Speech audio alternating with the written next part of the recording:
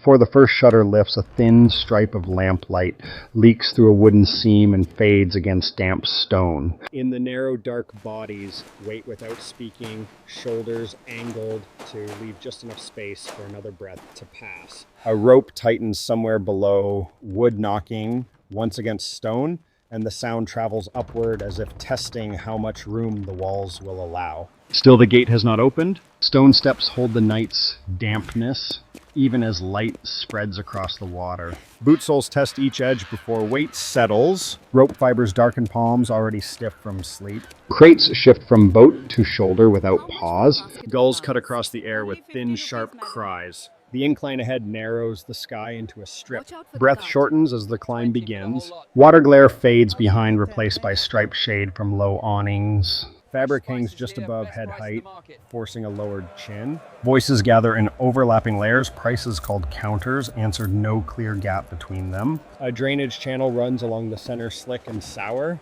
Each step chooses between mud and shoulder. Hands extend with coins, withdraw, extend again. Heat presses downward, trapped under stretched cloth. Flies circle near cut fruit and salted fish. Bodies compress toward a single stall where goods remain in neat stacks. Space thins until arms fold tight against ribs. Air grows heavy and breathing becomes measured, slower, deliberate. The slope no longer moves people forward, it holds them in place. Crates on backs tilt as porters angle sideways to pass. Wooden beams creak above, holding the weight of upper rooms. Under an archway, light drops abruptly. Sound sharpens in the stone throat of the passage. A figure stands at the edge, still watching the flow narrow to one body at a time. Steps shorten, voices lower without being told. The arch cools the skin but tightens the chest. Beyond it, walls rise higher, closing off the strip of sky. A wooden gate rests open just enough for one person to pass. Inside, packed earth replaces stone. Balconies lean inward, timber beams almost touching across the air. Buckets scrape along the well's rim. Water splashes echoing upward. Cloth lines sway between railings, brushing shoulders if one strays too close. Footsteps here carry farther than expected. A door closes and the sound travels along the walls. Children's voices ricochet and settle into corners. There is no place where a whisper stays contained. The air holds warmth from earlier, thick and unmoving. Light filters down in a narrow column, bright but fragile against the enclosing wood. Someone pauses near the well, waiting for space to clear. Another adjusts pace to avoid crossing too close to a guarded doorway. Above, a shutter opens and dust drifts through the beam of light. Movement slows without stopping. Even standing still, shoulders remain slightly drawn inward. The courtyard does not empty, it reshapes around each body. Water drips back into the bucket, steady and small. Breath settles but never fully deepens. The gate behind stays half open, never white. Sound from the market thins to a distant murmur. Within the walls, every motion feels nearer than it looks. The world outside is no longer visible, only sensed in faint vibration through timber and stone. This narrative is not a story about what happened. It is a guided presence inside how life was felt. Continuity lives in the body, not the plot. Multi-pass output must feel like a single unbroken stay. Stillness intensifies constraint, not release. Air inside the courtyard thickens as the sun climbs higher above the walls. Heat gathers along timber beams and presses downward. A bucket tips at the well, and water strikes the surface with a hollow slap.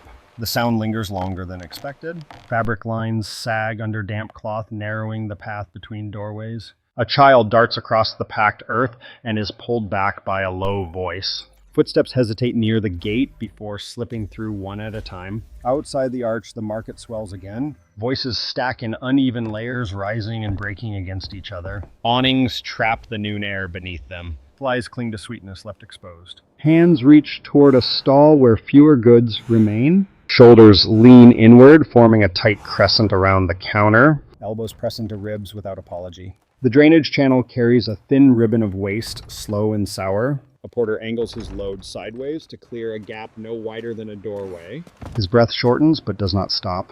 The slope refuses straight movement. Each step adjusts to another body's hesitation. Under the archway shade, slices across faces in sharp contrast. Stone coolness touches skin damp with heat. The figure at the edge remains still. People lower their gaze as they pass. A wooden panel shifts slightly, narrowing the opening further. Inside, the passage echoes sharpen every footfall. A cough sounds louder than intended. Beyond the arch, the courtyard absorbs returning bodies. Doors open and close in uneven rhythm. Balconies creak as someone leans to look down. Water's drawn again, rope rasping against the well's rim. The light above has shifted thinner, now sliding along one wall before fading. A pause settles over the space, not empty but compressed. Conversations shrink to short exchanges. A pot lid rattles briefly, then stills. From outside, the call to prayer stretches across rooftops. It enters the courtyard, softened, bending around timber and plaster. Movement slows but does not cease. Some turn toward the sound.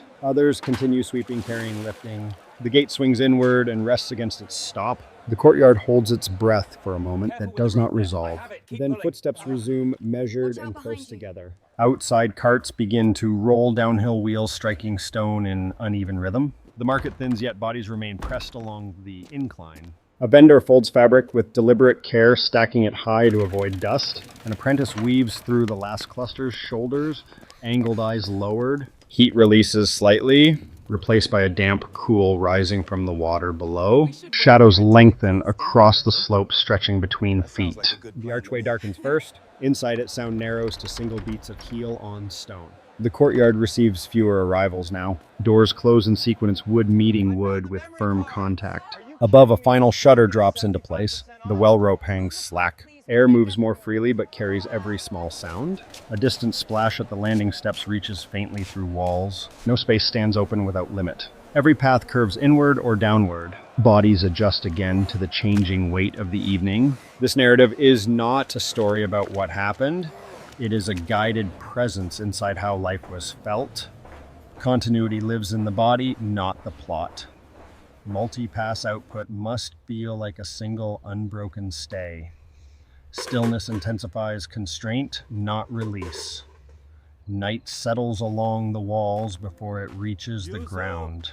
The gate closes with a muted thud and a sliding bolt. Air cools but tightens in the chest. Footsteps in the courtyard echo sharper now, each one distinct. A bucket left near the well tips, slightly wood-brushing earth. From the landing below, water strikes stone in a steady rhythm. The sound travels upward through narrow passages. Inside upper rooms, low voices press against thin timber. A cough crosses the courtyard and returns from the opposite wall. No one moves quickly. Balconies lean over darkness that feels closer than before. A shutter opens briefly, releasing a stripe of lamplight that fades at once. The packed earth holds the day's warmth under the surface. Hands test the air as if measuring its depth. Outside the arch, the market is emptied but not softened. Carts stand angled against closed stalls. Loose fabric flutters in faint wind, tapping wood in irregular beats. The drainage channel carries less water, leaving a sour trace behind. Stone underfoot grows slick where dampness remains. At the waterfront steps, ropes strain lightly against moored boats. The tide shifts unseen but heard. A porter waits near the crate's posture, bent even without weight.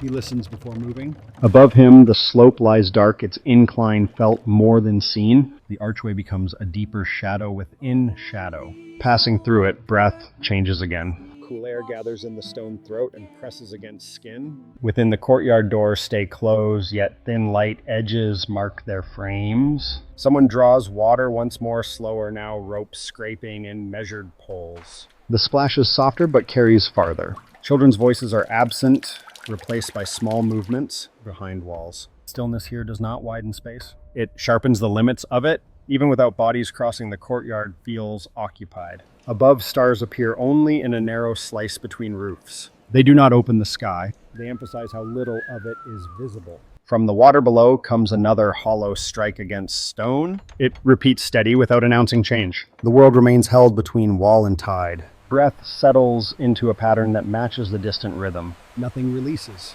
Nothing concludes. The gate stays barred and the night continues pressing inward. This narrative is not a story about what happened. It is a guided presence inside how life was felt. Continuity lives in the body, not the plot. Multipass output must feel like a single unbroken stay. Stillness intensifies constraint, not release.